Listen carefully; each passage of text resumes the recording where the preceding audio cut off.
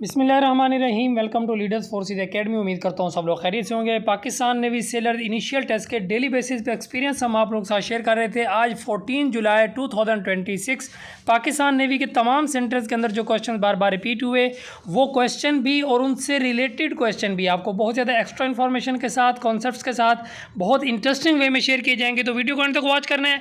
Channel को subscribe नहीं किया तो काइंडली चैनल को लाजमी सब्सक्राइब कर लें, बेल आइकन प्रेस कर लें ताकि हमारे इसी तरह के डेली के इन्फॉर्मेटिव लेक्चर आप लोगों तक पहुँचते रहें। स्टार्ट करते हैं आज का लेक्चर। क्वेश्चन नंबर 1 हमारे पास है यहाँ पे जी। What is the total area of Punjab province in Pakistan. Pakistan का जो पंजाब प्रोविंस है उसका एरिया टोटल कितना है। तो यहाँ पे हमारे पास जो ऑप्शन करेक्ट है वो है ऑप्शन बी। ठीक है, यहाँ पे आपको ये भी पता होना चाहिए कि एरिया के लिहाज से पाकिस्तान का सबसे बड़ा प्रोविंस, ये भी आज के पेपर में पूछा गया है। ठीक है, बलोचिस्तान, एक ही स्टूडेंट के पेपर में ये दोनों क्वेश्चन पूछे गए हैं। ठीक है, बलोचिस्तान जो है ये एरिया के लिहाज से पाकिस्तान का सबसे बड़ा प्रोविंस है। ठीक है, अब यहाँ पे पाकिस्तान के जितने भी प्रोविंस हैं या आज़ाद कश्मीर है, इन सब के एरिया आपको पता होने चाहिए। ठीक है, यहाँ पे ऑप्शन सी के अंदर जो आपको नजर आ रहा है ये किसका एरिया, ये बलोचिस्तान के एरिया, आपने नोट कर लेना है। ठीक है, उसके बाद सिंध के एरिया की बात कीजिए तो सिंध का एरिया कितना है, 1,40,914 किलोमीटर। ये सारे किलोमीटर स्क्वायर में है। ठीक है, क्लियर हो गया। उसके बाद जो है पाकिस्तान का जो सबसे छोटा प्रोविंस है, प्रोविंस जो सबसे छोटा है एरिया के लिहाज से, वो हमारे पास है केपी के, और उसका जो एरिया वो हमारे पास कितना है 74,521 स्क्वायर किलोमीटर। ठीक है, क्लियर हो गया। अब यहाँ पे आपको ये पता चल गया कि एरिया के लिहाज से सबसे जो बड़ा प्रोविंस है वो हमारे पास बलोचिस्तान है, और सबसे छोटा अगर पूछ लीजिए तो वो केपी के है। इसके अलावा आज़ाद कश्मीर का जो आज़ाद कश्मीर जो है उसका एरिया भी आपसे पेपर में पूछा गया है। ठीक है, उसका एरिया अगर आपसे पूछ लीजिए तो 13,297 किलोमीटर स्क्वायर जो है ये किसका एरिया, ये आज़ाद जम्मू एंड कश्मीर का। क्लियर हो गया, ये भी आपने नोट करना है। अब यहाँ पे पॉपुलेशन की अगर बात की जाए तो पॉपुलेशन के लिहाज से पाकिस्तान का सबसे बड़ा प्रोविंस अगर पूछ लिया जाए तो वो हमारे पास कौन सा है, ये है पंजाब। ये किसके लिहाज से, पॉपुलेशन के लिहाज से। सिटी भी आपसे पूछा गया कि सिटी जो है पाकिस्तान का सबसे बड़ा सिटी एरिया के लिहाज से अगर पूछा जाए तो भी कराची है, और पॉपुलेशन के लिहाज से अगर पूछ लिया जाए तब भी हमारा सबसे बड़ा जो सिटी है पहले नंबर पर वो कराची है, और दूसरे नंबर पर भी आपने याद रखना है वो हमारे पास क्या है, लाहौर है। क्लियर हो गया। तो उम्मीद करते हैं यहाँ तक आपको ये सारी चीज़ें समझ आ गई होंगी। सब आपने नोट करना है और इसको याद करना है। ठीक है जी।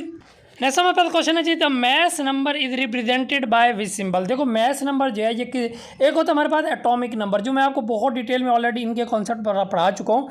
एटॉमिक नंबर क्या होता है, एटॉमिक नंबर जो होती है number of protons in an atom. ठीक है, किसी भी एटम या एलिमेंट के अंदर जो प्रोटॉन की तादाद होती है उसको हम क्या बोलते हैं, एटॉमिक नंबर बोलते हैं। ये भी आपका एमसीक्यूज है। और जिसमें प्रोटॉन के साथ प्लस क्या आ जाए, न्यूट्रॉन भी आ जाए, तो उसको हम क्या बोलते हैं, उसको हम बोलते हैं मैथ्स नंबर। और जो आपका एटॉमिक नंबर है इसको हम डिनोट करते हैं जी के साथ। एटॉमिक नंबर को डिनोट करते हैं जी के साथ, और जो आपका मैथ्स नंबर है इसको डिनोट करते हैं ए के साथ। ठीक है, ये दोनों आपके मोस्ट इंपॉर्टेंट क्वेश्चन है। और इसके अलावा मैं आपको पहले बता चुका हूँ कि पहले 20 जो आपके एलिमेंट्स हैं, एटम्स हैं, उनके एटॉमिक नंबर आपको याद होने चाहिए। मैथ्स नंबर याद करने की जरूरत नहीं है फिर भी, लेकिन एटॉमिक नंबर आपको याद होने चाहिए। हाइड्रोजन का 1 है, हीलियम का 2 है, इसी तरह जो है ना यहाँ से खासतौर पर कार्बन का 6 है, नाइट्रोजन का 7 है, और ऑक्सीजन का 8 है। ये बार बार रिपीट जा रहे हैं। मैग्नीशियम हो गया, सोडियम हो गया। ठीक है, ये क्वेश्चन आपसे बार बार पूछे जा रहे हैं। नेक्स्ट हमारे पास क्वेश्चन है जी, the first condition of equilibrium states that. Equilibrium की 2 कंडीशन होती हैं। कितनी कंडीशन, 2 कंडीशन है। जो फर्स्ट कंडीशन होती है उसमें कहता है कि जो उसकी तमाम फोर्सेस का जो सम है वो उसके अंदर क्या होता है, 0 होता है। तो ये हमारे पास कौन सी कंडीशन है, फर्स्ट कंडीशन है। सेकंड कंडीशन क्या कहता है कि उसके अंदर जो तमाम उसका जो टॉर्क होता है, उस टॉर्क का जो सम होता है वो क्या होता है, वो 0 होता है। ये सेकंड कंडीशन है। दोनों आपने याद रखनी है। ठीक है, उसके अलावा यहाँ पे इक्विलिब्रियम की टाइप्स में ऑलरेडी आपको पढ़ा चुका हूँ। इसकी टाइप्स हैं 3 टोटल। पहली क्या है, स्टेबल इक्विलिब्रियम, मतलब एक ऐसी चीज़ जिसको आप थोड़ा सा मूव करें और वापस वो अपनी पहली वाली पोजीशन में वापस आ जाए तो उसको हम क्या बोलते हैं, स्टेबल इक्विलिब्रियम बोलते हैं। जैसे एक बाउल के अंदर मैंने आपको एग्जांपल दी थी, एक बाउल के अंदर अगर आप एक बॉल को जो है ना मूव कराते हैं तो वो वापस जहाँ पे पहले पे रुका होता है वहीं पे एंड पे आकर रुकता है। ठीक है, दूसरी अनस्टेबल इक्विलिब्रियम के, यानी कि अगर आप किसी चीज़ को थोड़ा सा मूव करें तो वो अपनी पहली जगह पे नहीं जाकर रुके बल्कि दूर कहीं जाके किसी दूसरी पोजीशन पे जाके रुकेगी, उसको क्या बोलते हैं, हम उसको अनस्टेबल इक्विलिब्रियम बोलते हैं। न्यूट्रल इक्विलिब्रियम होती है तीसरी टाइप इसकी। न्यूट्रल इक्विलिब्रियम में क्या होता है कि जब आप किसी चीज़ को मूव कराते हैं, ठीक है, तो वो क्या करेगी कि वो नई जगह पर रुक जाएगी, ना ही ज़्यादा दूर जाएगी, ठीक है, मतलब उसको थोड़ा सा आप ऐसे मूव कराएंगे तो वो एक नई जगह पर जाके करीब ही कहीं ना कहीं रुक जाएगी, ज़्यादा दूर नहीं जाएगी, इसका मतलब ये है। तो ये हमारे पास क्या होगी, न्यूट्रल इक्विलिब्रियम होगी। ये तीनों डेफिनेशन आपसे मुख्तलिफ स्टूडेंट्स, एक स्टूडेंट ने मुझे इसका एक्सपीरियंस बताया कि उसके पेपर में इक्विलिब्रियम से रिलेटेड 2 क्वेश्चन पूछे गए थे और दोनों के दोनों यही थे जो मैंने आपको यहाँ से डिटेल बता दिया, ठीक है। How many major rivers are found in Balochistan, Balochistan के अंदर टोटल कितने रिवर्स हैं, तो ये आपका मोस्ट रिपीटेड क्वेश्चन पूछे जाते हैं। पाकिस्तान के अंदर जो टोटल रिवर्स की तादाद है वो कितनी है, 24, ठीक है। अब इसमें जो है ना, यहाँ पे मैं छोटा सा जो है ना जल्दी से पाकिस्तान का जो है ना मैप बना दिया। इसमें देखो यहाँ पे ये हमारा पंजाब है और ये वाला हमारा क्या है, सिंध है, ये क्या है, बलोचिस्तान है, और ये वाला क्या है, हमारा KPK है, ठीक है, क्लियर हो गया। ये बलोचिस्तान और ये वाला KPK। अब पंजाब जो है, ये तो सबको पता है कि पंजाब क्या है, 5 दरियाओं की सरजमीन, यानी कि यहाँ पे 5 रिवर्स हैं, क्लियर हो गया। अब पंजाब के नीचे सिंध है, उसके अंदर 1 रिवर कम है, यानी उसके अंदर कितने, 4 रिवर्स हैं। अब इधर भी ऐसे ही होगा, मतलब ऊपर वाले में 1 रिवर ज़्यादा होगा, ठीक है, यानी कि ऊपर वाले में 8 होंगे और नीचे वाले में कितने होंगे, 7 होंगे। तो यहाँ पे ऑप्शन के अंदर 7 नहीं है, तो करेक्ट ऑप्शन हमारे पास क्या होगा, बलोचिस्तान के अंदर जो टोटल रिवर्स है वो कितने होंगे, वो 7 होंगे, क्लियर हो गया। दोबारा देख लें, तमाम के याद रखने कि ऊपर वाले में 1 ज़्यादा है, एक चीज़ आपने याद रखनी है, मैप के हिसाब से आपने देखना है कि पंजाब के अंदर 5 है, उसके नीचे वाले में 4 है, 1 कम है, सिंध में 4 है, तो इधर ऊपर 1 ज़्यादा है, 8 है, नीचे वाले में 7 है, ठीक है, क्लियर हो गया। तो ये आपने इनकी इस ट्रिक के साथ आपने मैप के जरिए अपने माइंड में इसको फिक्स कर लेना और इसको याद रखना, ठीक है। नेक्स्ट क्वेश्चन की तरफ मूव करते हैं, लेकिन अगर अभी तक आपने हमारे चैनल को सब्सक्राइब नहीं किया तो काइंडली चैनल को लाजमी सब्सक्राइब कर लें, बेल आइकन प्रेस कर लें, ताकि हमारे इसी तरह के डेली के इन्फॉर्मेटिव लेक्चर्स आप लोग तक पहुंचते रहें। व्हाट्सअप नंबर आपको स्क्रीन पर नजर आ रहा होगा, आपने इस पर कॉन्टैक्ट करके हमारा फ्री व्हाट्सअप ग्रुप ज्वाइन करना है, जहाँ पे आपको बिल्कुल free of cost 100% guaranteed error free authentic notes provide किए जाते हैं। और अगर आप टेस्ट देना चाहते हैं, हमारी वेबसाइट पर ऑनलाइन टेस्ट देना चाहते हैं as per pattern of Pakistan navy sailor, तो भी आप इस पर कॉन्टैक्ट कर सकते हैं। बेहतरीन जो प्रोफेशनल वे में आप टेस्ट देंगे और आपको पता चलेगा कि आपकी कितनी तैयारी होगी। आपको बिल्कुल ऐसे फील होगा जैसे आप जो है ना नेवी के सेंटर में बैठ के टेस्ट दे रहे हैं। समय पर क्वेश्चन क्या है जी, math per unit volume.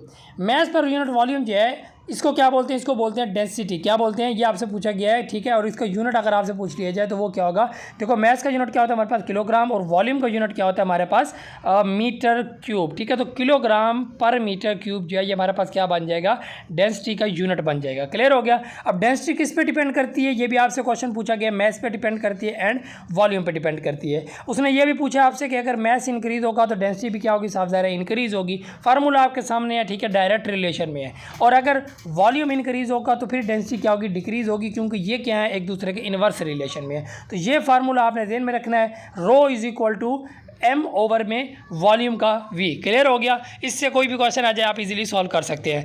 Next हमारे पास क्वेश्चन है, Benazir Bhutto became the prime minister of Pakistan for the first time.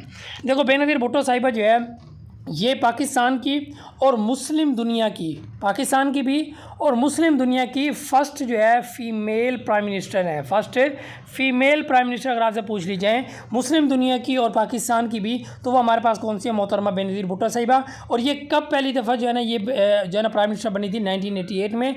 दूसरी दफ़ा कब बनी थी, 1993 में। और इनकी जो है ना डेथ कब होती है, 27 दिसंबर 2007 को इनकी डेथ होती है। और कहाँ पर होती है, रावलपिंडी में इनकी डेथ होती है, क्लियर। इनको शहीद कर दी जाती है एक जलसे से वापसी जाते हुए, ठीक है, क्लियर हो गया। अब यहाँ पे इसी क्वेश्चन के साथ मैं एक और क्वेश्चन आपको बताऊंगा, और ये क्वेश्चन आज के पेपर में पूछा गया है। दोनों क्वेश्चन एक स्टूडेंट ने बताए हैं। उसके पेपर में ये भी पूछा गया था कि हमारे जो फर्स्ट जो मेल प्राइम मिनिस्टर हैं, क्या नाम है उनका, लियाकत अली खान साहब, ठीक है। हमारे जो पहले फर्स्ट प्राइम मिनिस्टर है लियाकत अली खान साहब, ठीक है। उससे रिलेटेड पूछा गया था कि ये हमारे प्राइम मिनिस्टर कब बने थे, तो 1947 में हमारे फर्स्ट प्राइम मिनिस्टर बने थे, ठीक है। अब इनकी डेट ऑफ डेथ भी जो है ना वो आपको पता होनी चाहिए। तो इनकी डेट ऑफ डेथ जो है 16 अक्टूबर 1951 को रावलपिंडी में उसी जगह पे इनको शहीद किया गया था लियाकत बाग में, जहाँ पे मोहतरमा बेनज़ीर भुट्टो को शहीद किया गया। ये डेट आपने याद रखनी है। लियाकत अली खान साहब से रिलेटेड एक MCQ और पूछा जाता है कि ऑब्जेक्टिव रेजोल्यूशन जो है करारदाद मकासद जिसको कहा जाता है, ये किसने पेश की थी, तो ये लियाकत अली खान साहब ने पेश की थी। कब पेश की थी, 7 मार्च को ये पेश की गई थी 1949 में, ठीक है। और ये अप्रूव कब हुई थी, तो 12 मार्च को, कब, 12 मार्च 1949 में ये अप्रूव हुई थी। तो ये आपने याद रखना है, ये ऑब्जेक्टिव रेजोल्यूशन है। एक हमारे पास है पाकिस्तान रेजोल्यूशन, ये कौन सी है? पाकिस्तान रेजोल्यूशन। ये दूसरा नाम उसका कौन सा? लाहौर रेजोल्यूशन। ये कब हुई थी? 23 मार्च 1940 में। ठीक है, क्लियर हो गया। और इसको पेश करने वाले कौन है? ये भी आज के पेपर में पूछा गया, एक ही मौलवी फजलुल हक साहब। ठीक है, क्लियर हो गया। उम्मीद करते हैं आपको समझ आ गया होगा। नेक्स्ट क्वेश्चन की तरफ मूव करते हैं। कंपोनेंटो डिवाइडेंडो थ्योरम आपसे पूछा गया, मोस्ट रिपीटेड क्वेश्चन है। तो देखें, ये सिंपल सा फार्मूला मैं यहाँ पे आपको बता देता हूँ। इसका कंपोनेंटो डिवाइडेंडो थ्योरम जो होता है वो क्या होता है? वो होता है a+b ओवर में a-b is equal to c+d over में c-d। ये इसका फार्मूला है। ठीक है, ये फार्मूला भी आपसे पूछा गया था और इससे रिलेटेड क्वेश्चन भी अगर आप पूछ लिया जाए तो वो कैसे आएगा। फॉर एग्जांपल वो आपको a की वैल्यू दे दे और b की वैल्यू दे दे और कहे कि कंपोनेंटो डिवाइडेंडो थ्योरम के मुताबिक आप इसकी वैल्यू निकाल के दें। फॉर एग्जांपल आपको वो दे के कहेगा a over b is equal to, for example आपको कह देता है 3/5। तो यानी कि a की वैल्यू 3 है, b की वैल्यू क्या है? 5 है। यहाँ पे पुट करें a की वैल्यू a की वैल्यू क्या होगी हमारे पास? यहाँ पे 3 पुट करेंगे। ठीक है, a की वैल्यू 3 प्लस b की जगह पे 5 और नीचे भी 3 माइनस 5, 3 + 5 कितना हो गया? 8 और नीचे कितना आ गया? -2। कितना आंसर आ गया? -4। तो हमारे पास इसका जो करेक्ट आंसर होगा वो क्या हो जाएगा? -4 हो जाएगा। इस तरह c/d की वैल्यू भी आपको दी जा सकती है। चारों वैल्यू एक साथ भी a b c d चारों की वैल्यू दी जाए तब भी आपने यही करना है कि इस फार्मूले में a+b ओवर में a-b is equal to c+d over में c-d, इसमें आपने पुट करके इसका आंसर निकाल लेना। ठीक है, ऐसा यूनिट ऑफ इंथैल्पी का जैसा यूनिट होता है वो क्या होता है? हमारे पास जॉल होता है। और इंथैल्पी से रिलेटेड और भी काफ़ी ज़्यादा क्वेश्चन आपसे पूछे जा सकते हैं। देखिए, पहले तो आपको इसकी डेफिनेशन पता होनी चाहिए। इसकी डेफिनेशन क्या है हमारे पास जी? कि टोटल हीट कंटेंट, ठीक है, of A system at constant pressure. Pressure यहाँ पे क्या होता है? कांस्टेंट होता है। और हीट यहाँ पे क्या हो सकती है? सबसे ज़्यादा दो चीज़ें हो सकती हैं। हीट या तो रिलीज़ होगी, दो चीज़ें हो सकती हैं, या तो हीट क्या होगी? रिलीज़ होगी, या हीट क्या होगी? एब्जॉर्ब होगी। ठीक है, ये दोनों आपके मोस्ट इंपॉर्टेंट MCQs हैं। अगर आपकी हीट जो है वो रिलीज़ हो रही है, याद रखना है आपने। ठीक है, तो वो हमारे पास क्या होगा? एक्सोथर्मिक। क्या होगा? एक्सोथर्मिक। ये क्वेश्चन आपके पेपर में जो स्टूडेंट पेपर दे के उनसे पूछें कितने उनके पेपर में ये क्वेश्चन है एक्सोथर्मिक और एंडोथर्मिक है। ठीक है, और एक्सोथर्मिक के अंदर जो हमारे पास डेल H होता है ना, वो क्या होता है? वो लेस देन 0 होगा क्योंकि रिलीज़ हो रही है। ठीक है, क्लियर हो गया। और एब्जॉर्ब जब होगी तो फिर हमारे पास क्या होता है? इस प्रोसेस को हम बोलते हैं एंडोथर्मिक। क्या बोलते हैं? एंडोथर्मिक। आपसे क्वेश्चन इस तरह से पूछा जाता है कि बताएं भाई, जब हीट रिलीज़ हो रही है तो इस प्रोसेस को क्या बोलेंगे? तो आप कहेंगे एक्सोथर्मिक बोलेंगे। और जब कहेंगे एब्जॉर्ब हो रही है तो आप कहेंगे एंडोथर्मिक होगा। और इसके अंदर जो डेल H होगा वो क्या होगा? हमारे पास ग्रेटर देन 0 होगा। क्लियर होगा? किसके अंदर? एब्जॉर्ब के अंदर, यानी कि एंडोथर्मिक के अंदर डेल H जो है वो ग्रेटर देन क्या होगा? 0 होगा। और इसका यूनिट जो है यहाँ पे हमारे पास ऐसा यूनिट जो है इसका वो क्या है? जूल है। क्लियर हो गया। नेक्स्ट क्वेश्चन की तरफ मूव करते हैं। Which is the largest hospital in Pakistan? Pakistan के अंदर जो सबसे बड़ा हॉस्पिटल है, अगर आपसे पूछ लीजिए यहाँ पे एरिया के लिहाज से, किसके लिहाज से पूछ लीजिए? एरिया के लिहाज से, तो फिर म्यू हॉस्पिटल लाहौर है। ठीक है, एरिया के लिहाज से सबसे बड़ा ये है।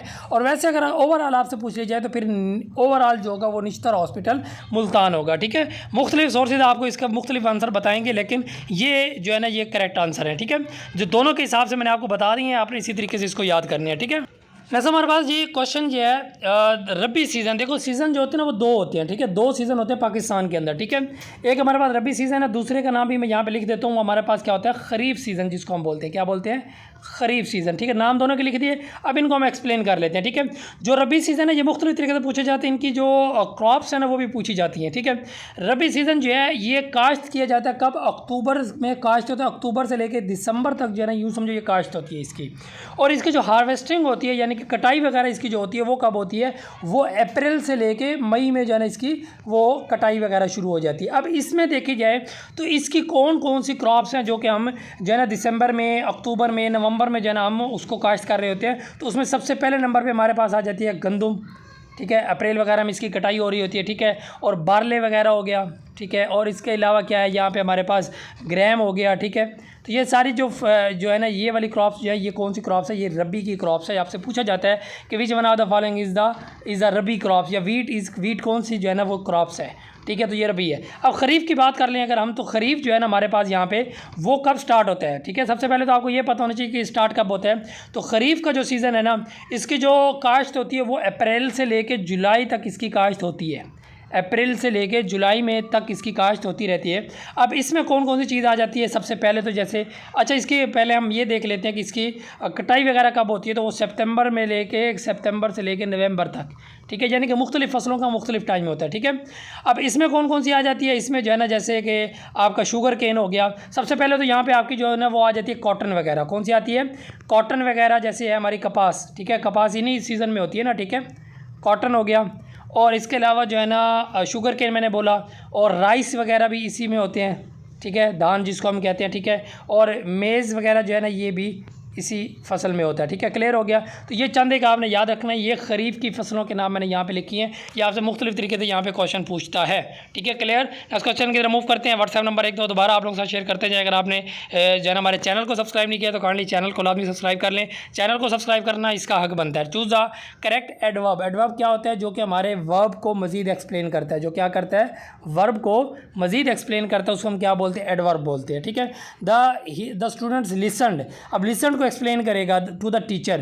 क्या स्टूडेंट ने जो लेक्चर सुना है वो किस तरह सुना है? केयरफुली सुना है।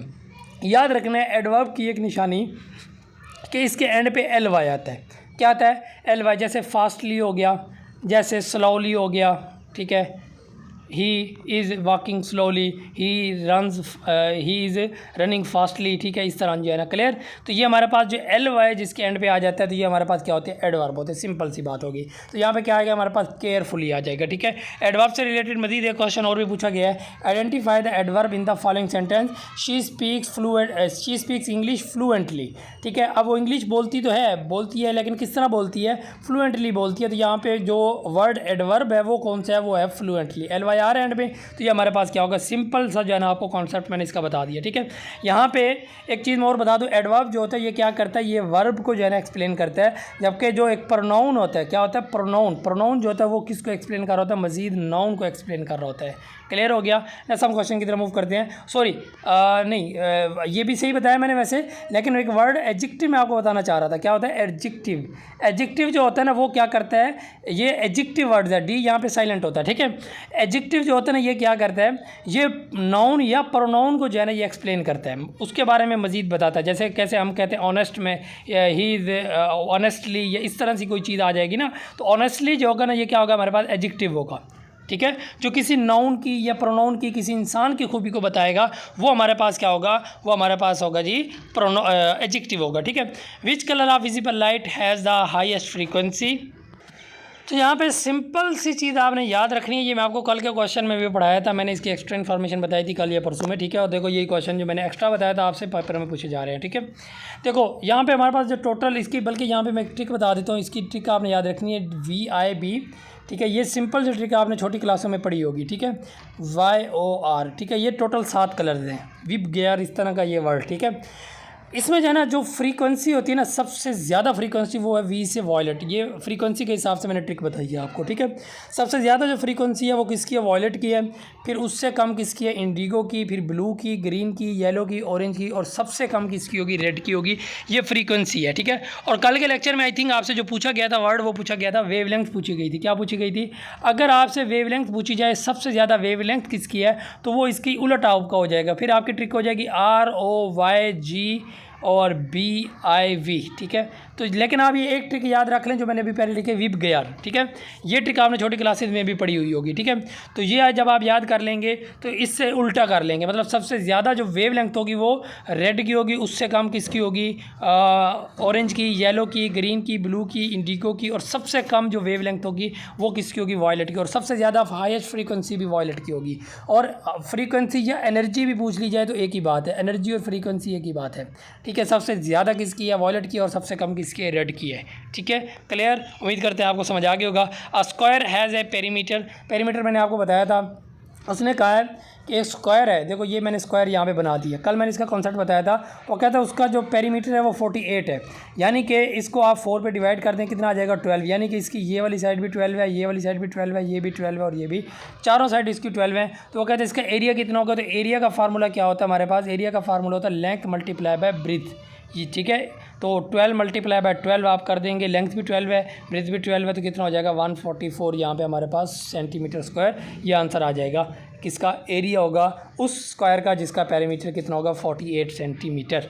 ठीक है, क्लियर हो गया। तो या अगर आपको पेरीमीटर निकालने का कह दे तो आपने किस तरह निकालना है। फॉर एग्जांपल वो आपसे कह दे कि जो है ना एक स्क्वायर है जिसकी एक साइड जो है वो 10 सेंटीमीटर की है, तो बताया उसका पेरीमीटर कितना होगा। तो उसका पेरीमीटर भी देखो, एक स्क्वायर बनाते हैं हम, ये देखो इसके अगर ये 10 है तो ये भी 10 है, ये भी 10 है और ये भी 10 है, सबको ऐड कर लो कितना हो जाएगा 40, इसका क्या हो जाएगा पेरीमीटर हो जाएगा। क्लियर। इसी तरह रेक्टेंगल का भी मैंने आपको बताया था। तो रेक्टेंगल की फॉर एग्जांपल अगर ये 2 है, ये 2 है, ये 10 है और ये भी 10 है, तो इसका अगर आप पेरीमीटर निकालेंगे तो साफ ज़ाहिर है 10 + 10 कितना हो जाएगा 20 + 2 + 2 कितना हो जाएगा 24। इसका क्या मतलब, इनकी साइडों को आपस में आपने प्लस करके क्या निकालना होता है, पेरीमीटर निकालना होता है। क्लियर। नेक्स्ट क्वेश्चन हमारे पास, the speed of sound in air at room temperature is approximately. ठीक है, ये वाला आपका जो क्वेश्चन है ना मोस्ट इंपॉर्टेंट है। ठीक है, कितना 343 मीटर पर सेकंड और एक 11.2 किलोमीटर पर सेकंड। ये मैंने आपको बताया था कौन सा, अर्थ से जो है ना वो वाला जो है ना वो मैंने आपको बताया हुआ ये चीज़। पिछले लेक्चर आप हमारे देख लें लाजमी। मोस्ट इंपॉर्टेंट क्वेश्चन जो है ना आपको पिछले हर क्वेश्चन के अंदर हमने हर क्वेश्चन के साथ आपको बहुत ज़्यादा एक्स्ट्रा इन्फॉर्मेशन बताई हुई है। ठीक है, तो हमारे पिछले लेक्चर लाजमी वॉच करेंगे। ऐसा यूनिट ऑफ कैपेसिटेंस का ऐसा यूनिट क्या होता है, फेरेड होता है। ठीक है, और इसी तरह मैंने आपको यहाँ पे और भी बताए थे। ठीक है, बाकियों के यूनिट भी। ठीक है, यहाँ पे एक चीज़ आप और ज़हन में रख लें। ठीक है, कि जो है ना कैपेसिटेंस का यूनिट तो फेरेड है, ये मैंने आपको एक्स्ट्रा इन्फॉर्मेशन में पहले बताया हुआ है। ठीक है, और एक हमारे पास जो हेनरी है ना, यहाँ पे ये किसका यूनिट है, ये इंडक्टेंस का यूनिट है। किसका, इंडक्टेंस का। ठीक है, और ये वेबर जो है ना, यहाँ पे दो चीज़ें याद रखनी है आपने। ठीक है, कि जो हमारा एक है मैग्नेटिक फील्ड। ठीक है, मैग्नेटिक फील्ड जो है उसका जो यूनिट है ना मैग्नेटिक फील्ड का, ठीक है, फील्ड अगर कह दिया जाए तो उसका यूनिट है टेस्ला।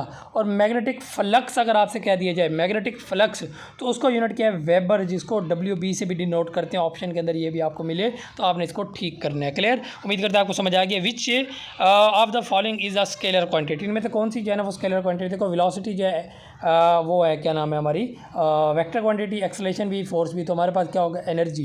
ठीक है, स्टूडेंट ने जो एक्सपीरियंस बताया था उसने कहा था कि सर जो करेक्ट ऑप्शन था वो एनर्जी था। ठीक है, उसने पूछा था कि कौन सी स्केलर क्वांटिटी, और कहता करेक्ट ऑप्शन जो था सर एनर्जी ऑप्शन में था। तो ठीक है, तो बाकी ये ऑप्शन आप हमने अपनी तरफ से ऐड किए हैं। ठीक है, तो आपने याद रखना है। ठीक है, बाकी चीज़ें भी आपको पता होनी चाहिए। मैं पिछले लेक्चर में आपको पढ़ा चुका हूँ कि भाई जो है ना कौन कौन सी वेक्टर क्वांटिटीज़ हैं, कौन कौन सी स्केलर क्वांटिटीज़ हैं, बहुत डिटेल में आपको पढ़ाई हैं। ठीक है, तो आपने लाजमी देख लेनी है। क्लियर हो गया। नेक्स्ट हमारे पास क्वेश्चन है जी, which governor general of Pakistan dismiss the first constitution assembly. ठीक है, फर्स्ट कॉन्स्टिट्यूशन असम्बली जो है, देखो सबसे पहले जो है ना ये आपने याद रखना है कि ये जो है ना कब बनाई गई थी, एस्टेब्लिश कब की गई थी। ठीक है, तो फर्स्ट कॉन्स्टिट्यूशन जो असम्बली थी ये बनाई गई थी 10 अगस्त को। कब, 10 अगस्त 1947 को। ठीक है, और इसको डिसमिस कर दिया गया। कब डिसमिस किया गया इसको, 1954। लेकिन एग्जैक्ट डेट भी यहाँ पे आपने लिख लेनी है, 24 अक्टूबर 1954 को। ठीक है, क्लियर। अच्छा, उस डिसमिस करने वाला कौन है, सर मलिक गुलाम मोहम्मद साहब। अच्छा, उसके बाद जो है अब साधारण पहली कॉन्स्टिट्यूशन असम्बली थी इन्होंने डिसमिस कर दी, तो अब कोई दूसरी भी तो बनानी थी, तो वो उन्होंने कब बनाई, तो दूसरी कॉन्स्टिट्यूशन असम्बली पाकिस्तान की जो इन्होंने बनाई थी वो 28 मई 1955 को। यानी कि इस डेट से लेके इस डेट तक जो है ना 24 अक्टूबर 1954 से लेके 28 मई 1955 तक तकरीबन 6-7-8 महीने पाकिस्तान के अंदर कोई कॉन्स्टिट्यूशन ही नहीं है। ठीक है, हमें पाकिस्तान अल्लाह के आसरे पे चल रहा है। ठीक है, अच्छा क्लियर हो गया। यहाँ पे फिर साथ साथ जो सेकंड कॉन्स्टिट्यूशन असम्बली थी इसी के तहत पे जो है ना हमने पहला कॉन्स्टिट्यूशन बना लिया था। कब बनाया था, 23 मार्च 1956 को। और इसकी डिटेल में आपको कॉन्स्टिट्यूशन की ऑलरेडी बता चुका हूँ। नेक्स्ट क्वेश्चन की तरफ मूव करते हैं। The 1 unit scheme was introduce. 1 unit scheme जो है ना ये भी आपकी मोस्ट इंपॉर्टेंट है। अब 1 यूनिट स्कीम जो है ना ये कब पेश की गई थी, तो इसकी एग्जैक्ट डेट भी आपसे पूछी जाती है। ठीक है, बल्कि पूछी भी यही गई है 14 अक्टूबर। ठीक है, 1955 को। ठीक है, और ये पेश करने वाले ये क्यों पेश की गई थी। ठीक है, ये यहाँ पे तो ऑप्शन हमारा बी करेक्ट ऑप्शन। इसका मकसद क्या था, 1 यूनिट का मतलब क्या है, 1 यूनिट का मतलब है कि जितने भी प्रोविंसेस थे ना उस टाइम पे ईस्ट पाकिस्तान था, ये वो बांग्लादेश हमारा वो ईस्ट पाकिस्तान था, और इधर ये सारे प्रोविंस थे, जैसे पंजाब था, सिंध था। ठीक है, ये सारे प्रोविंस थे। तो इन्होंने क्या किया, जितने भी प्रोविंस है और जितनी भी स्टेट्स थी इन तमाम को एक नाम दिया था, जिसका नाम क्या दिया था, वेस्ट पाकिस्तान। पूरा जो आज का पाकिस्तान है इसको एक प्रोविंस बना दिया गया, सिंपल। पूरा जो आज का हमारा जितना भी पाकिस्तान है इसको पूरा एक प्रोविंस बना दिया गया, उसका नाम था वेस्ट पाकिस्तान। और जो बांग्लादेश है आज का, उसको उस टाइम एक प्रोविंस बना दिया जिसका नाम क्या था, ईस्ट पाकिस्तान। तो इस चीज़ को क्या कहा गया, 1 यूनिट स्कीम कहा गया। अच्छा, ये 1 यूनिट स्कीम फिर ख़त्म कर दी गई। अब साफ है, अब पूरे पाकिस्तान को तो हम पाकिस्तान नहीं, वेस्ट पाकिस्तान नहीं कहते, अब तो हर सूबे का अलग से नाम से है, पंजाब है, सिंध है, KPK है, बलूचिस्तान है। तो ये फिर ख़त्म कर दिया गया, साफ ज़ाहिर है। और इसको कब ख़त्म किया गया, ये डेट आपकी मोस्ट इंपॉर्टेंट है। और इसको ख़त्म करने वाले कौन है, ये भी आपको याद होना चाहिए। तो 1970 1 जुलाई 1970 जो है ये हमारे पास जो है ये हमारा यहाँ पे लास्ट डेट है, ठीक है। ये इसको अबॉलिश किया गया था, ठीक है। और अबॉलिश करने वाले कौन है यहाँ पे, ये भी आपने याद रखना। अबॉलिश करने वाले जो हैं वो जनरल याह्या खान साहब हैं। ये भी आपका मोस्ट इंपॉर्टेंट क्वेश्चन है। याह्या खान साहब ने इसको क्या किया था, फर्स्ट जो 1 यूनिट स्कीम जो थी इसको अबॉलिश कर दिया गया, ठीक है। नेहरू रिपोर्ट का पब्लिश की गई थी, तो नेहरू रिपोर्ट पब्लिश की गई थी 1928 में, ठीक है। 1927 में साइमन कमीशन आया था, गोरा कमीशन भी जिसको कहा जाता है, ठीक है। 1929 में क्या हुआ था, जो ना कायदे मोहम्मद अली जिन्ना साहब ने अपने 14 पॉइंट्स दिए थे, ठीक है। और 1930 में क्या हुआ था, फर्स्ट राउंड टेबल कॉन्फ्रेंस भी हुई थी और इलाहाबाद के मकाम पे जो ना अल्लामा मोहम्मद इकबाल साहब ने खुतबा भी दिया था, ठीक है, ऑल इंडिया मुस्लिम लीग के एनुअल सेशन में, ठीक है। फर्स्ट राउंड टेबल कॉन्फ्रेंस 1930 में हुई, सेकेंड हुई 1931 में और 31 में, और थर्ड राउंड टेबल कॉन्फ्रेंस हुई 1932 में। और ये सारी की सारी कहाँ पे हुई हैं, लंदन में हुई हैं, ठीक है, क्लियर। नेक्स्ट क्वेश्चन की तरफ हम मूव करते हैं।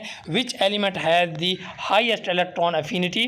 देखें, दो चीज़ें हैं यहाँ पे, ठीक है। एक हमारे पास है इलेक्ट्रॉन अफिनिटी और एक हमारे पास होती है इलेक्ट्रोनेगेटिविटी, ठीक है। ये दोनों आपने याद रखनी है। सबसे ज़्यादा किसकी है, ठीक है, ये आपसे पेपर में पूछी जाती है, ठीक है। अच्छा, अब इलेक्ट्रॉन अफिनिटी की बात की जाए तो ये सबसे ज़्यादा जो इलेक्ट्रॉन अफिनिटी होती है वो किसकी होती है, क्लोरीन की होती है। ऑप्शन बी यहाँ पे करेक्ट ऑप्शन है, ठीक है। और इलेक्ट्रोनेगेटिविटी की अगर आपसे पूछ ली जाए कि सबसे ज़्यादा किसकी होती है, तो वो हमारे पास किसकी होती है, फ्लोरीन की होती है, ठीक है। फ्लोरीन ऑप्शन ए के अंदर आपको नजर आ रहा है, ठीक है। अच्छा, यहाँ पे अगर आपसे ये पूछा जाए कि लोएस्ट इलेक्ट्रॉन अफिनिटी किसकी है, ये आपसे पूछा गया है, लोएस्ट इलेक्ट्रॉन अफिनिटी किसकी होती है, तो वो देखो जितने भी नोबेल गैसेज हैं ना उनकी इलेक्ट्रॉन अफिनिटी सबसे कम होती है। अब नोबेल गैसेज में तो काफ़ी ज़्यादा आ गई हैं, लेकिन ऑप्शन के अंदर आपका जो है ना हीलियम जो होगा ना वो करेक्ट ऑप्शन होगा। हीलियम, नियॉन, आर्गोन, ये जितनी भी हमारी नोबेल गैसेज है ना, ठीक है, हीलियम है, नियॉन है, आर्गोन है, ठीक है। और इसके अलावा इनमें से ही कोई ऑप्शन में होगा। अगर ये सारे ऑप्शन में मौजूद हो तो फिर आपने किसको टिक करना, हीलियम। और अगर इनमें से कोई बाकी कोई और होंगे तो साफ ज़ाहिर है एक ही नोबेल गैस होगी, तो कोई भी होगी, हीलियम भी हो सकती है, नियॉन भी हो सकती है, तो वो आपने उसी को टिक करना होगा, क्लियर। तो उम्मीद करते हैं हमारा लेक्चर आपको पसंद आया होगा। लेक्चर पसंद है तो करनी चैनल को लाजमी सब्सक्राइब कर लें। चैनल को सब्सक्राइब करना इसका हक बनता है। डेली आपको इसी तरह के बेहतरीन इन्फॉर्मेटिव लेक्चर प्रोवाइड किए जाते हैं और आज के इंशाल्लाह एक और लेक्चर भी आप लोगों को प्रोवाइड किया जाएगा। तो चैनल को सब्सक्राइब कर लें, बेल आइकन प्रेस कर लें ताकि हमारे इसी तरह के डेली के इन्फॉर्मेटिव लेक्चर आप लोगों तक पहुंचते रहें। व्हाट्सएप नंबर आपको स्क्रीन पर नजर आ रहा होगा, इस पर कॉन्टैक्ट करना, हमारा फ्री व्हाट्सएप ग्रुप ज्वाइन करना, ऑनलाइन टेस्ट देने हैं और अपनी तैयारी को चेक करना और अपनी तैयारी को बेहतरीन बनाना। दुआ में याद रखिएगा। Thank you so much. अल्लाह हाफिज़।